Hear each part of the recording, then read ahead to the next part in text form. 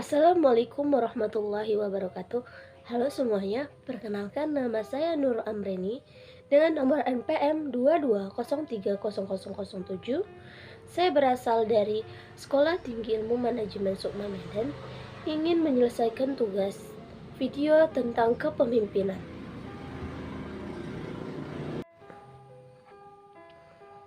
1. Pengertian kepemimpinan.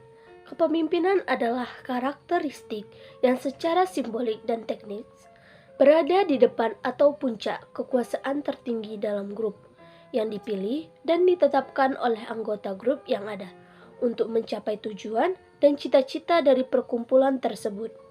Kedua, teori kepemimpinan. Teori mengenai kepemimpinan cukup beragam dan berjenis.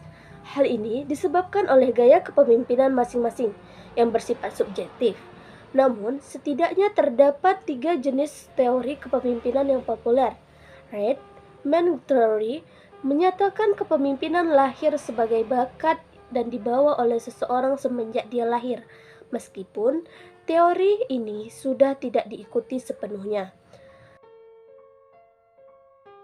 Teori dan perilaku berbeda dengan Gradman Theory, menekankan bahwa kepemimpinan bukanlah hal yang dibawa sejak lahir, namun ini tumbuh dan berkembang dalam diri seseorang seiring waktu dan pengalaman kepemimpinan, menghadapi tantangan dalam organisasi, dan evaluasi terus-menerus, menciptakan pemimpinan yang berkarakter. Threat Theory menegaskan kepemimpinan akan lahir apabila beberapa karakter atau sifat diajarkan secara dini. Artinya, untuk menciptakan kepemimpinan yang baik, diperlukan analisis karakter dan pembentukan mental, fisik secara emosi yang dipercaya dimiliki oleh para pemimpin yang baik. Yang ketiga, fungsi kepemimpinan. Kepemimpinan memiliki hak dan wewenang untuk dapat menjalankan fungsi kepemimpinannya. Hak dan wewenang khusus ini berada di tangan pemimpin untuk menunjukkan perkumpulan yang memiliki sistematika yang teratur. Yang pertama, fungsi komando. Dalam hal ini, kepemimpinan punya fungsi komando atau instruktif.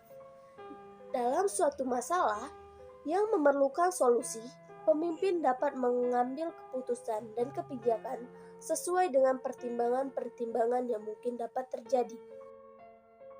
Yang kedua, fungsi dialog. Pemimpin yang baik ialah pemimpin secara komunikasi terbuka kepada bawahannya. Artinya, dalam mengambil keputusan, fungsi kebijakan, pemimpin tidak ikut serta melakukannya secara sembrono atau sesuka hati. Diperlukan fungsi dialog untuk menentukan kebijakan bersama. Yang ketiga, fungsi keikutsertaan. Sebagai pemimpin, penting untuk tetap merangkul atau bersifat inklusif kepada keseluruhan anggota. Fungsi keikutsertaan berarti pemimpin secara sadar melibatkan seluruh anggota dalam fungsi organisasi. Yang keempat, fungsi representasi. Dalam melaksanakan kebijakan dan keputusan yang berhubungan dengan tujuan organisasi, pemimpin tidak dapat melakukan tugasnya sendiri. Dibutuhkan anggota dalam grup untuk dapat membantu pemimpin.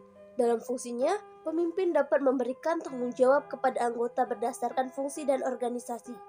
Terakhir, yang kelima, fungsi pengelolaan. Agar perkumpulan dapat mencapai cita-citanya, dibutuhkan sistematika yang teratur dalam organisasi. Dalam mengerjakan fungsi kepemimpinan, pemimpin harus melakukan tanggung jawab pengelolaan, baik secara teknis maupun non-teknis. Keempat, tujuan kepemimpinan.